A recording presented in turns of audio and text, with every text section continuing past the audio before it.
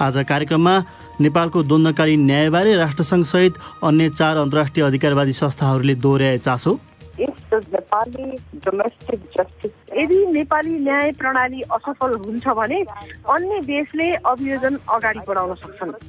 प्रदेश नम्बर 5 मा पहिलो पटक 2 जनामा कोभिड-19 देखियो अनि अझ राम्रो गर्नुपर्छ। 1 महिना छ घोटेर पढ भने भन्ने होइन, उनीहरूलाई पनि मनोवैज्ञानिक असर त परेको छ नि त। जीवनोपयोगी सिपहरू कति छन्, कति टाइम पास कति राम्ररी हुन्छ। कोरोना भाइरसका कारण लम्बिरहेको लकडाउनका बेला घरमा बालबालिकाहरूसँग कसरी व्यवहार गर्ने भन्ने विषयमा सुन्नुहुनेछ बीबीसी बहस। र अन्तर्राष्ट्रिय प्रसङ्गमा दक्षिणी छिमेकी भारतमा लकडाउनको अवधि अरू 2 साता थप।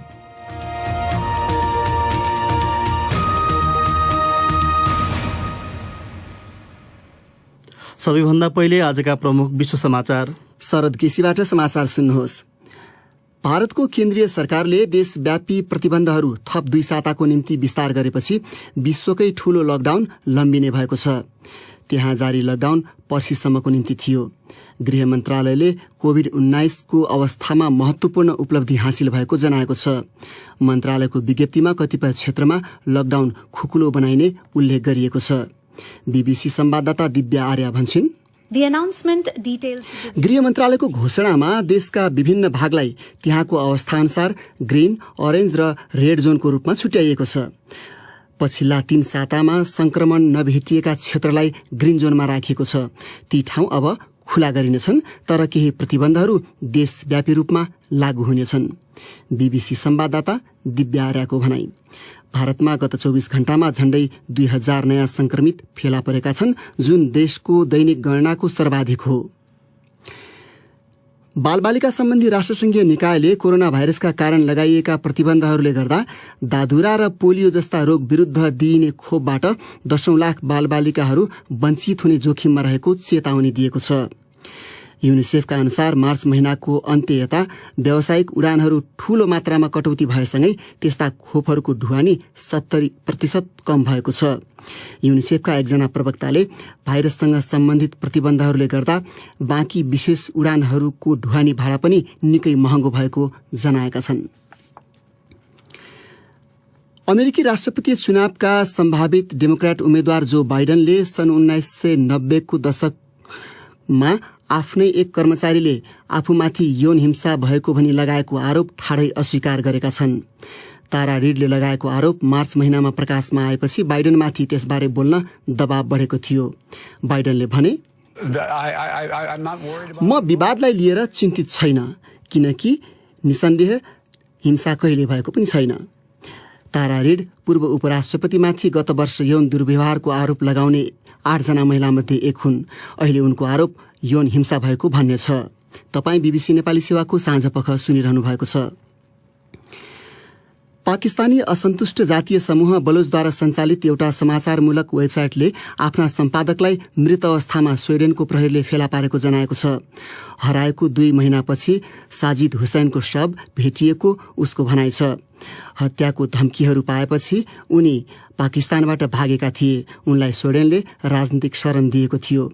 रिपोर्टर्स विदाउट बर्डर्सले यसअघि नै पाकिस्तानको जासुसी संस्था ISI को निर्देशनमा हुसैनको अपहरण गरिएको हुन सक्ने आरोप लगाएको थियो। हुसैनले पाकिस्तानको बलुचिस्तान प्रान्तमा हुने संगठित अपराध र बेपत्ताका घटनाबारे लेख्दै आएका थिए।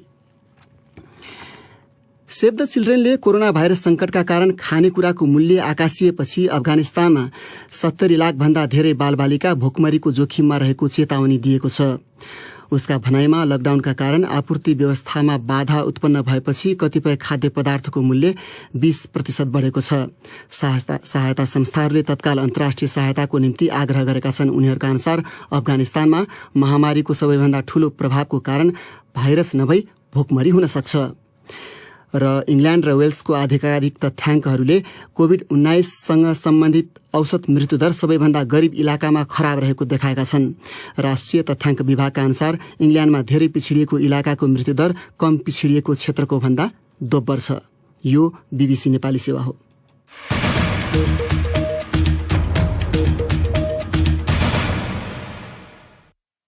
साँझपखमा पुनः स्वागत छ।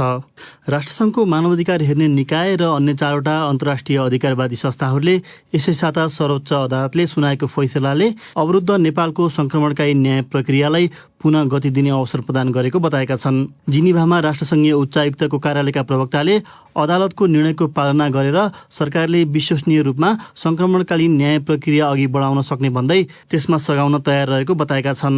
4 अधिकारवादी संस्थामध्ये एउटा ह्युमन राइट्स वाचकी दक्षिण एसिया निर्देशकले पीडितहरूलाई न्याय सुनिश्चित गर्ने प्रयासमा नेपाल सरकार चुके ती मुद्दाहरू विदेशमा अभियोजन हुन सक्ने उल्लेख गरिन्। सुनौ एक रिपोर्ट। नेपाल सरकारको उक्त निवेदनलाई सर्वोच्च अदालतले 5 दिन अघि अर्थात् वैशाख 14 खारेज गरिदिएको थियो, जसलाई आज Amnesty International, trial International, International commission of jurist र ह्युमन राइट्स वाचले एक संयुक्त विज्ञप्ति निकाल्दै स्वागत गरेका हुन्। 2071 सालमा नेपालले कानून बनाएरै द्वन्द्वकालीन मुद्दाहरूको निरूपणका लागि सत्य निरूपण तथा मेलमिलाप आयोग र बलपूर्वक बेपत्ता पारिएका व्यक्तिहरूको छानबिन आयोगहरू स्थापना गरेको थियो। तर उक्त कानूनमा बलात्कार र अन्य यौनजन्य हिंसा तथा दुर्व्यवहार लगायतका यातना र बलपूर्वक बेपत्ता पार्ने कार्य जस्ता अपराधमा समेत क्षमादान दिन सक्ने प्रावधानहरू रहेको भन्दै आलोचित बन्दै आएको छ। आजको विज्ञप्तिमा एमनेस्टी इन्टरनेसनलका दक्षिण एसिया निर्देशक विराज पटनायकलाई उद्धृत गर्दै भनिएको छ, अब सरकारका लागि सत्य, न्याय, परिपूर्ण र द्वन्द्वकालीन ज्यादतीहरूलाई पुनः नदोहोर्याउने प्रत्याभूति सुनिश्चित गर्ने दिशामा अघि बढ्ने कार्यबाट पछि हट्ने कुनै बहानाबाजी रहेको छैन। त्यसैगरी बीबीसीसँग कुरा गर्दै ह्युमन राइट्स वाचकी दक्षिण एसिया निर्देशक मीनाक्षी गाङ्गुलीले भनिन्,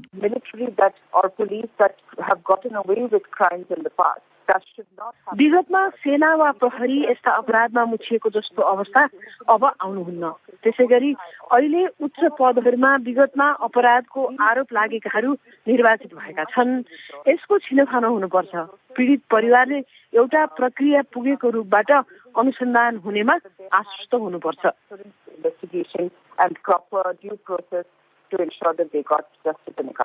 त्यसो भए के अनुसन्धान नेपाल बाहिर पनि हुन सक्छ?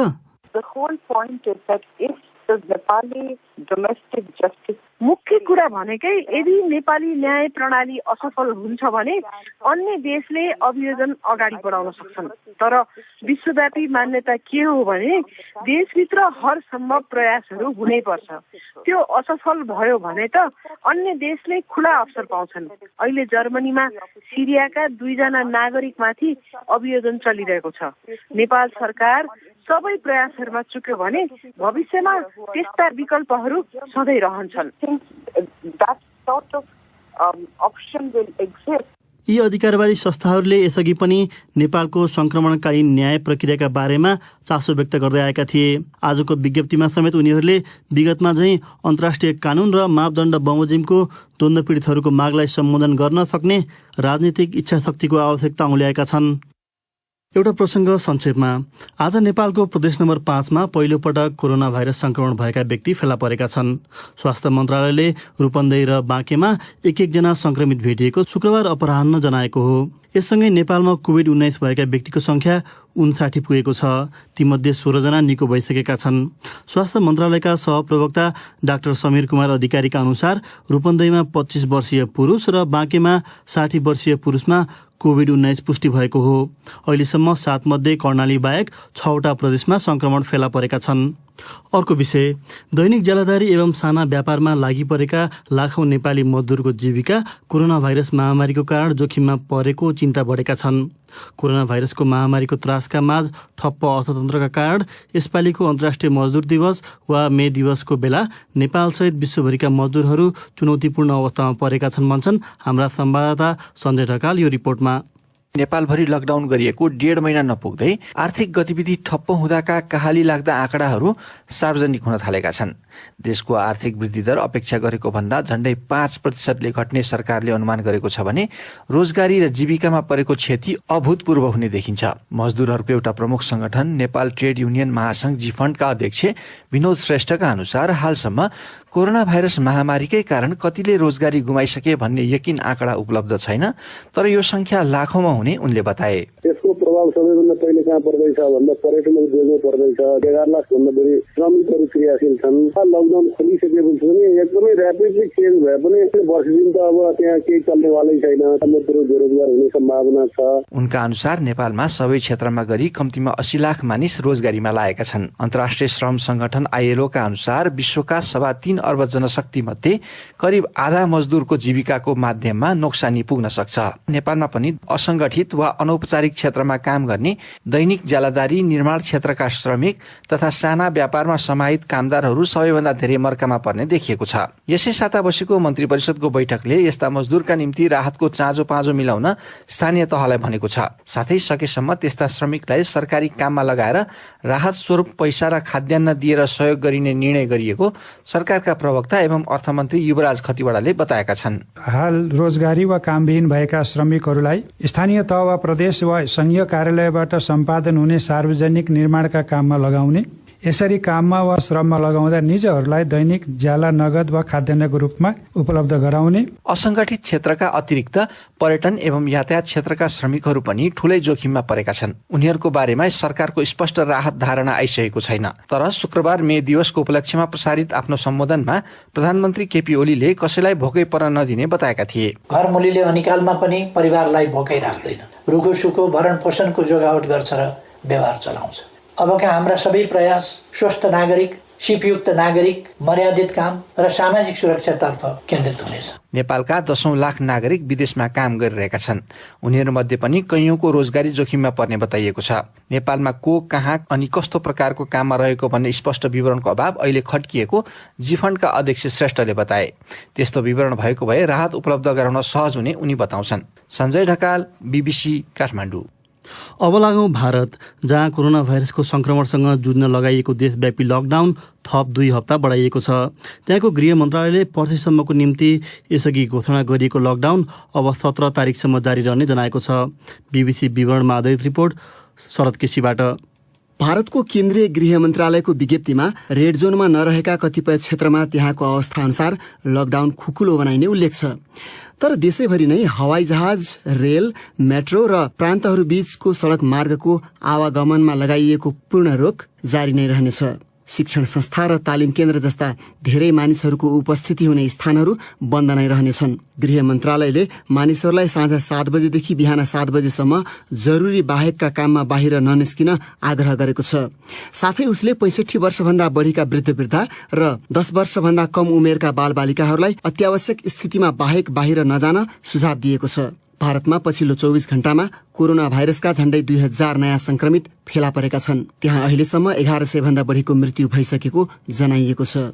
शरद केसी। आज शुक्रबार, अब सुनौ साप्ताहिक BBC बहस।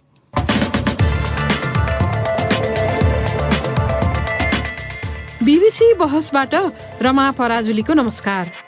साना केटाकेटीदेखि कलेजका विद्यार्थीसम्म कोरोना भाइरस संक्रमण फैलिन नदिन भनेर गरिएको लकडाउन अर्थात् बन्दाबन्दीका कारण आफ्ना घरमा बसिरहेका छन्। त्यस्ता विद्यार्थीको समय व्यवस्थापन गर्ने उपाय के कस्ता हुन सक्छन्? BBC बहसका लागि टेलिफोन मार्फत हामीसँग हुनुहुन्छ मनोविद डाक्टर गंगा पाठक र विराटनगरमा साना केटाकेटीका लागि स्कुल सञ्चालन गर्दै आएकी मधु राई। मधुजी, अहिले केटाकेटी कसरी समय बिताइरहेको देख्नु भएको छ तपाईले? मैले चाहिँ यो बेला बेलामा अभिभावक भेला गराउँछु। सबै त होइन, 50% जतिलाई मैले घर बसी बच्चाहरूलाई कसरी भुलाउने भनेर समयको सदुपयोग गर्नका लागि पनि शैक्षिक सामग्री बनाउन सिकाएँ मैले अभिभावकहरूलाई। घरमा सहजै उपलब्ध हुने आटा, सुजीलाई चाहिँ कसरी प्रयोग गरेर बच्चाहरूलाई कसरी खेल्न दिने, पहिला अभिभावकले सिक्ने, त्यसपछि बच्चालाई सिकाउने भनेर त्यो उहाँहरूलाई मैले सिकाएँ। दशैं तिहार अनि जाडोको छुट्टी, क्लास चढ्ने बेलामा छुट्टी, केही वर्ष अगाडि भूकम्प देख्यौं। अहिले चाहिँ कोरोना भाइरसको त्रासको कारण विद्यालयहरू लामो समय बन्द हुने जस्तो स्थिति आउँदाखेरि यस्तो लामो छुट्टी हुँदा विद्यार्थीहरूले आफ्नो समय के गरेर बिताउँछन्? खासमा सबैको त भन्न सकिँदैन, तर धेरै जसो बच्चाहरू, छिमेकको बच्चाहरू चाहिँ बाहिर खेलिरहेको देखिरहेको छु। डाक्टर गंगा पाठक, तपाईले चाहिँ के देख्नुहुन्छ? बिदा बच्चाहरूले कसरी बिताइरहेछन्? यो पल्टको मात्रै कुरा गरेको होइन, धेरै जसो बिदा भएपछि बच्चाहरूले आफ्नो बिदा कसरी बिताउने गरेका छन्? बिदा भनेको बच्चाहरूको लागि एउटा एक्साइटमेन्ट पनि हो र उनीहरूले चाहिँ अधिकांश समय अहिलेको परिप्रेक्ष्यमा हेर्दाखेरि चाहिँ धेरै स्क्रिनमा, टिभी, आइप्याड मोबाइलमा बिताउँछन्, कार्टुन हेर्ने अथवा मोबाइल चलाउने, त्यसमा चाहिँ धेरै टाइम स्पेन्ड गरेको देखिन्छ। यो स्पेन्ड गरेको टाइम चाहिँ नै अभिभावकको लागि पनि सहज छ, किनभने बच्चा भुल्छ अनि उहाँहरू आफ्नो काम गर्नुहुन्छ।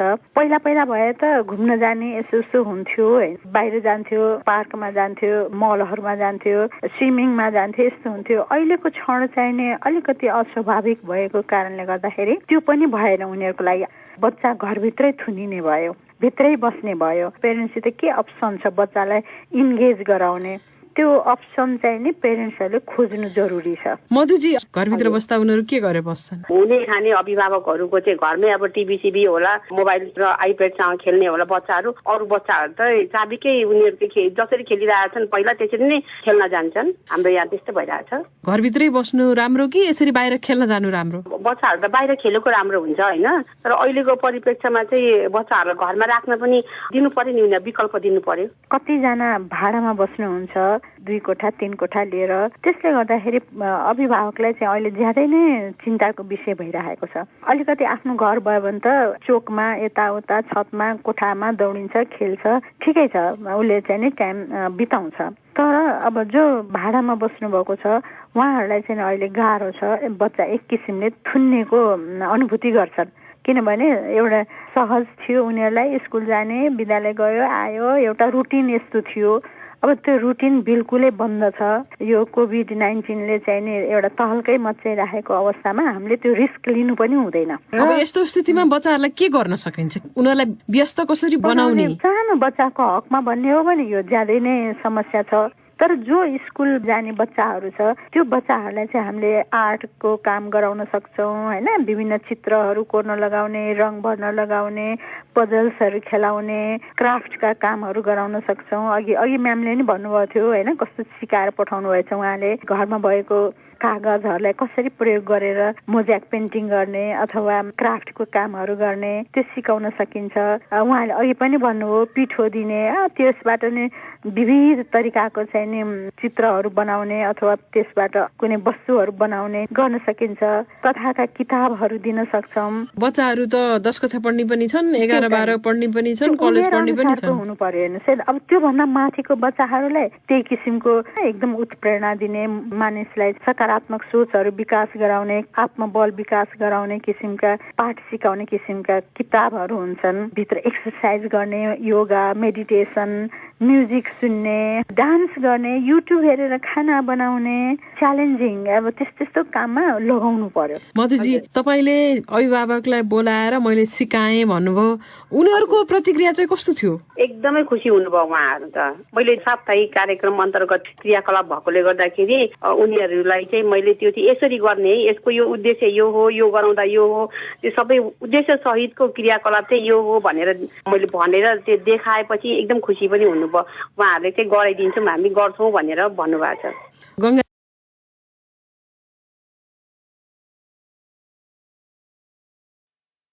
उहाँहरूले चाहिँ गराइदिन्छौँ, हामी गर्छौँ भनेर भन्नुभएको छ।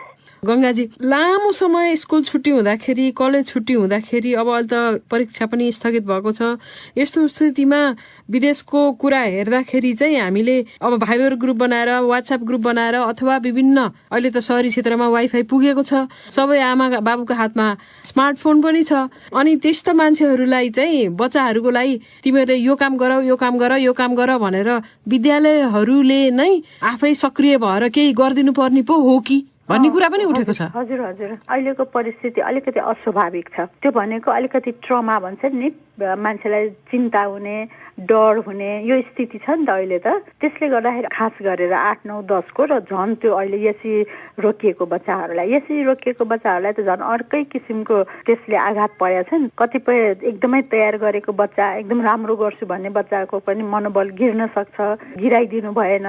त्यसको निम्ति विद्यालयले पनि एकदम सक्रिय भूमिका निर्वाह गर्नुपर्छ। शिक्षकहरू निरन्तर उहाँसित सम्पर्कमा बस्नुपर्छ, त्यसै आश्वासनहरू दिनुपर्छ, सिक्ने पढ्ने तरिकाहरू सिकाइदिइरहनुपर्छ, उनीहरूलाई गाह्रो लागेको कुराहरू भनिदिनुपर्छ। अब यस्तो कुरोहरू शिक्षकको पनि एउटा महत्त्वपूर्ण भूमिका हुन्छ।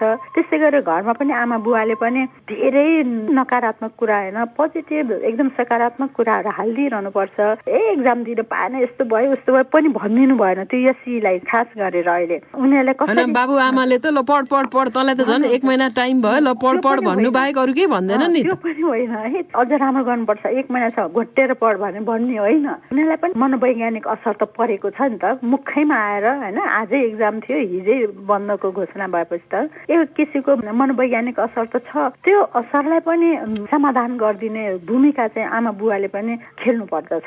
उनीहरूलाई अझ कसरी शान्त बनाउने, यो असहज परिस्थितिलाई कसरी सहज तरिकाले परिस्थितिसित अन्तर्क्रिया गर्ने, त्यस्ता सिपहरू पनि सिकाउनु पर्छ। र अझ उनीहरूले जति चिन्ता लियो त्यति त उनीहरूले पढेको पनि बिर्सेर जान्छ। यो कुरालाई नि मनन गर्नुपर्छ। पढ्नुको साथसाथै पहिला मानसिक अशान्तलाई कसरी शान्त बनाउनेतिर पनि लाग्नुपर्छ। मधुजी, भाइबर ग्रुप, व्हाट्सएप ग्रुप अथवा फेसबुक मेसेन्जर थुप्रै चल्छ नि त। तपाईँहरू जस्तो शिक्षामा काम गरिराखेको मान्छेहरूले आफ्नो विद्यार्थीहरूलाई ल अब उनीहरू आफ्नो बाबुआमाले जेसुकै गरून् भनेर बस्नु भएन भन्ने कुरा छ। तपाईँहरू त्यस्तो गर्न सक्नुहुन्छ कि हुन्न? अब यो चाहिँ एकदमै आकस्मिक किसिमले हामी अब अहिले यो बिदामा बस्नु परेको छ होइन। मलाई लाग्छ अब हामी चाहिँ तयारी गर्नुपर्छ। अब आउने दिनहरूमा स्कुलबाट गए बच्चा बाबुआमाकोमा गयो हाम्रो दायित्व होइन भनेर पन्छिनी जुन चलन छ त्यसमा परिवर्तन हुन पर्यो कि परेन भनेर सोध्न खोजेको। एकदम पर्यो, त्यो चाहिँ एकदम पर्यो। यो चाहिँ अब अहिले मात्रै होइन कि अब हाम्रो वार्षिक कार्ययोजना अन्तर्गतै हाम्रो जुन जुन क्रियाकलाप गराउँछ नि अतिरिक्त क्रियाकलापमा पनि विद्यार्थीहरूलाई सहभागी गराउनका लागि शिक्षकहरूले विद्यालयले नै अभिभावकहरूलाई अभिमुखीकरण कार्यक्रम गरेर हुन्छ कि त्यो खालको सिप चाहिँ सिक्नको लागि उत्प्रेरित गर्नुपर्ने हुन्छ, जुन भइराखेको छैन। त्यो कसरी गर्न सकिएला? त्यो त अभिभावक भेलाहरूमा बसेर गर्दा हुन्छ नि। अभिभावक भेलामा अब उनीहरूलाई अघि डाक्टर साहबले भन्नु भएको जस्तै जीवनोपयोगी सिपहरू कति छन्, कति टाइम पास कति राम्ररी हुन्छ, समयको सदुपयोग प्लस उपलब्धिमूलक हुन्छ त्यो खालके त। अब अहिले जति गर्नुपर्ने हो त्यो चाहिँ मलाई लाग्छ 90% होइन 95-99% विद्यालयले यस्तो कुराहरू सोचेकै छैन। गंगाजी, बच्चाहरूलाई पढ्ने अथवा सिप सिकाउने भन्ने मात्रै होइन, उनीहरूलाई त घरमा खाना बनाउन सिकाए पनि भयो, खेत खन्न सिकाए पनि भयो, खेतबारीमा तरकारी लाउन सिकाए पनि भयो, अथवा खेतबारी छैन भने गमलामा उमार्न सिकाए पनि भयो। त्यस्तो गरे पनि हुँदैन? त्यस्तो सिकाउनु हुँदैन? एकदमै, म त त्यसलाई अझ अकुपेसनल थेरापी भन्छौँ हामी त होइन। जति बच्चालाई त्यो भने चाहिँ के हो? घर सफाई गर्ने, युट्युब हेरेर खाना बनाउने, त्यसै गरी गमलामा फुल रोप्ने, कुनै बिउ उमार्ने, यस्ता कामहरू भनेको केटाकेटीहरूलाई बाहिर त झन् कति धेरै छ। यस्ता काम भनेको केटाकेटीलाई जति गराए त्यति नै उनीहरूको सोच्ने शक्ति, सृजनशीलता, शरीरको पनि अभ्यास हुने र त्यो बच्चाहरू एकदमै उनीहरूको आत्मबल पनि बलियो हुने, साथै उनीहरूको त्यो जीवनोपयोगी सिप पनि हो। विद्यालय हाम्रो अभिभावकहरूले बोझको रूपमा हेर्नुहुन्छ। म त बोझ होइन, अवसरको रूपमा हेर्नुहोस् भन्छु। अभिभावकले मात्रै हो कि विद्यार्थीलाई पनि? अब केटाकेटीलाई आफ्नो घरमा बाबु नानी यो काम गर, भान्सामा यति मलाई सघाइदेऊ अथवा बारीमा गएर यति खनिदेऊ भनेर भन्ने जुन अहिले चलन छैन नि, त्यो त नबुझेको हो नि। अनि बच्चाहरूले पनि त्यो काम गर्न रुचाउँदैनन्। उनीहरूलाई सिकाउने बुझाउने कसरी? प्यारेन्ट्सहरूले त सानैदेखि लगाउनु पर्छ नि। हामी अभिभावकले केटाकेटीलाई एकदम हामीमै परनिर्भरता बनाउँछौँ कि सबै आफैले दिन्छौँ, आफैले गरिदिन्छौँ, उनीहरूलाई आफैले सिक्ने अवसरै दिँदैनौँ। त्यो भनेको त त्यो बच्चाको आत्मबल हुन्छ, त्यसलाई हामीले गिराएको हो नि त। त्यो अभिभावकले नबुझेको। सानैदेखि आफ्नो जुत्ता आफैले लगाउने, फित्ता बान्ने, लुगा लगाउने, आफ्नो ब्याग आफैले मिलाउने, सबै कुरा सिकाउँदै गएपछि जिम्मेवारी बोध हुन्छ नि त। त्यो हामी अभिभावकले गरेनौँ। अनि ठुलो भएपछि गर भनेर कहाँ मान्छ त? मान्दैन नि। सानैदेखि आफूले बच्चाको उमेर अनुसार, उसको क्षमता अनुसार गर्न सक्ने कामहरू लगाउनु पर्छ र त्यो काम गर्दाखेरि मेरो बच्चाको यो विकास हुन्छ। संवेगात्मक विकास हुन्छ, सामाजिकरण विकास हुन्छ, बौद्धिक विकास हुन्छ, शारीरिक विकास हुन्छ, आफ्नो जिम्मेवारी बोध गर्छ भन्ने फाइदा हुन्छ भन्ने कुरा पहिला अभिभावकले बुझ्नुपर्छ। र जति यस्तो काममा लगाए त्यो बच्चा त्यतिकै स्वस्थ हुन्छ, मानसिक रूपले, सामाजिक रूपले, भावनात्मक रूपले र शारीरिक रूपले। ती बच्चाले 5वटा भाषा सिक्न सक्छ। त्यसको निम्ति आमा बुवा चाहिँ नि सजग र सक्रिय हुनुपर्छ। अब मधुजी, बाबुआमाको अहिले त सबैको हातमा मोबाइल फोन छ, सबैले फेसबुक चलाउँछन्, टिकटक चलाउँछन्, अनि बच्चालाई चाहिँ त खालि गेम खेल्ने नहेर भन्छन्। त्यसो भनेर त मान्दैनन् भनेर धेरै अध्ययनले पनि देखाएको छ, धेरैले भन्दै आछन् बाबुआमा र छोराछोरी बसेर त्यसमा इन्टरनेट गेम पनि खेल्न हुन्छ, यति घण्टा खेल्न हुन्छ, यस्तो गेम खेल्न हुन्छ, अनलाइनहरूमा पनि धेरै जानकारीमूलक कुराहरू राखेका हुन्छन्, यो चाहिँ हेर्ने यो चाहिँ नहेर्ने भनेर विद्यालयले सिकाउन सक्छ नि होइन? विद्यालयले पनि सिकाउन सक्छन्, त्यो भन्दा पनि बढी चाहिँ आमा बुवाकै भूमिका देख्छु म। तर आमा बुवालाई सिकाइदिनु पर्यो नि त। हजुर, आमा बुवाले चाहिँ फुर्सदको बेला के गर्नुहुन्छ त? उहाँहरू काम लाग्ने कुरा हेर्नुहुन्छ कि त्यसैमा भर पर्ने हुन्छ? स्कुलमा त त्यो खालके सम्भव म देख्दिनँ होइन। तर घरमा चाहिँ आमा बुवा अब अहिले त अनिवार्य रूपमा अब बच्चा छुट्टी भएर आउँछन्, घरमा यसो बुवा फुर्सदमा छ भने बुवा मोबाइल लिएर बस्ने, आमा मोबाइल लिएर पनि दिदी दाजु, अनि त्यो बच्चाले राम्रो कुरा कहाँबाट सिक्ने होला? गुरु नै छैन जस्तो लाग्छ मलाई त यो राम्रो कुरा सिकाउनको लागि त। तपाईहरु जस्तो विद्यालय सञ्चालन गरेर बस्नेहरूले आमा बुवा लक्षित पनि सोच्दिनु पर्यो, किनभने त्यसको प्रत्यक्ष प्रभाव त बच्चामा जान्छ नि त, त्यसको असर त आमा बुवाको लागि एउटा दुईटा क्लास लिइदिएको छ होला। होइन, मेरो लेभलमा त म गर्दैछु, म महिनामा एकपल्ट कुकिङ क्लास गर्नेवाला छु। अब म 10-15 जना अभिभावकलाई बोलाएर मैले भ्याएको बेलामा गरिरहेको छु। गार्डनिङ भन्नुहुन्छ भने म त बेलुकी सधैँ 2 घण्टा 1.5 घण्टा म बारीमा काम गर्छु होइन। मलाई देख्ने अभिभावकहरूले त मलाई लाग्छ गर्नु थाल्नु भएको छ कि उहाँहरूले पनि आफ्नो उसमा। तर आफ्नो छोराछोरीलाई चाहिँ गराउनको लागि त उहाँहरू आफै नै अग्रसर हुनु पर्यो नि। अब मैले त भन्छु यहाँनिर बिरुवाहरू म दिए पठाउँछु बच्चाहरूलाई, यहाँनिर बिउबाट बिरुवा कसरी उमार्ने, अनि त्यो बिरुवालाई कहाँ सार्ने, त्यो मेरो युके लेभलको विद्यार्थीलाई मैले गरिरहेको छु। तर त्यो चाहिँ अभिभावकले घरमा चाहिँ सिन्सियरली उहाँहरूले चाहिँ राम्रोसित गरिदिनु भयो भने त बच्चाहरूको सिकाइ त त्यहीँबाट सुरु हुन्छ नि त होइन र? विभिन्न विद्यालयहरूमा चाहिँ एउटा विद्यालयले आवश्यकता नठानेको हो कि व्यवस्थापन गर्न नसकेको हो कि अथवा यसको महत्त्व नबुझेको हो, किनभने सबै अभिभावकले सबै कुरा जानेको हुँदैन। त्यसकारण एउटा विद्यालयको एकदमै जिम्मेवारी अर्को दायित्व के हुन्छ भने अभिभावकत्व तालिम प्रदान गर्ने। त्यो अभिभावकत्व तालिम भनेको आफ्नो बच्चालाई कसरी स्वस्थ वार्तालाप गर्न सिकाउने, राम्रो कुरा बोल्न होइन, कम्युनिकेसन स्किल भन्छ, प्रोत्साहन कसरी दिने, के गर्ने के नगर्ने, यो गरेन भने के हुन्छ, गर्यो भने के हुन्छ भनेर त्यसको परिणाम सहित उहाँहरूलाई बुझाइदियो। अथवा धेरै चकचक गर्ने बच्चालाई के गर्ने, छिट्टै निराश हुने बच्चालाई के गर्ने भन्ने कुरो विशेषज्ञले त्यो कुरालाई स्पष्ट पारिदियो भने अभिभावकहरू चाहिँ सिक्नुहुन्छ, किनभने उहाँ पनि आफ्नो बच्चाको निम्ति त गर्नुहुन्छ नि। तर सबै अभिभावकले त्यस्ता कुराहरू खोज्ने, पढ्ने, सिक्ने, तालिम दिने, तालिम लिने भन्ने पनि अहिले चाहिँ हाम्रो देशमा त्यति प्रचलन आइसकेको छैन। एउटा संस्कारै विकास भएको छैन। त्यो संस्कार कहाँबाट सुरु गर्ने त भन्दा विद्यालयबाट गर्ने हो। विद्यालयले हरेक उमेरको बच्चा अनुसारको प्राथमिकता दिएर अभिभावकत्व सिकाउनु जरुरी छ। त्यो बाहेक पनि अब जस्तो अनलाइनै नहेर फोन हातमै नल्याउ भनेर अहिले कसले मान्छ? त्यो चिजलाई त्यो विद्युतीय सामग्रीलाई कसरी गर्ने? बच्चाहरू र आमा बुवा बीचको समन्वय कसरी गर्ने? त्यही त नि, त्यो विद्युतीय सामग्रीलाई हामीले अहिलेको वैज्ञानिक युगमा पूर्ण रूपले बन्द गरेर त भन्न मिल्दैन। तर त्यसलाई कसरी सदुपयोग गर्ने भन्दाखेरि त्यो अरू कुरामा बच्चालाई होइन अरू कुरामा उत्तेजित बनायो, नयाँ नयाँ कुराहरू इन्ट्रोड्युस गर्यो, च्यालेन्जिङ बनायो भने त त्यसको हेर्ने समय त स्वतः घट्छ नि त। अनि हेर्ने समयमा पनि के हेर्दा के हुन्छ, त्यसले के असर गर्छ भन्ने कसले सिकाएको छ त? नहेर नगर हुन्न मात्रै छ।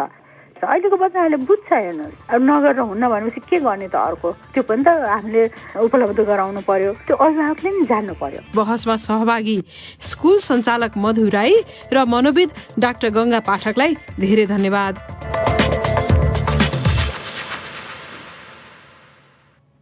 र बीबीसी बहस प्रस्तुत गर्दै थिइन् रमा पराजुली।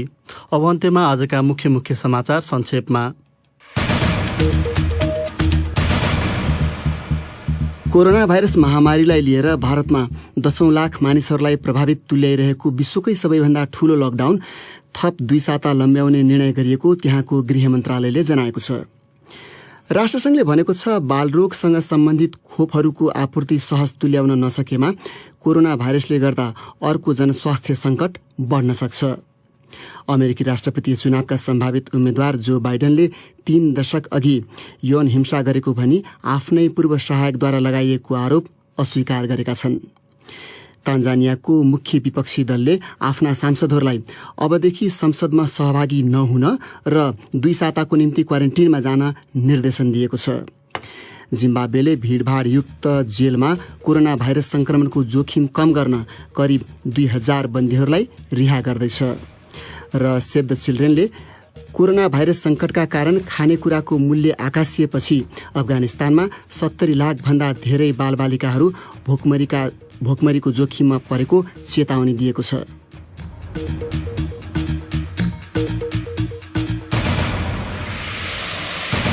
हवस् त, यसका साथै BBC नेपाली सेवाको साँझपख यहीँ समाप्त हुन्छ। हामीलाई भने सोमबार बिहान 7:15 बजेसम्मका लागि बिदा दिनुहोस्। नमस्कार।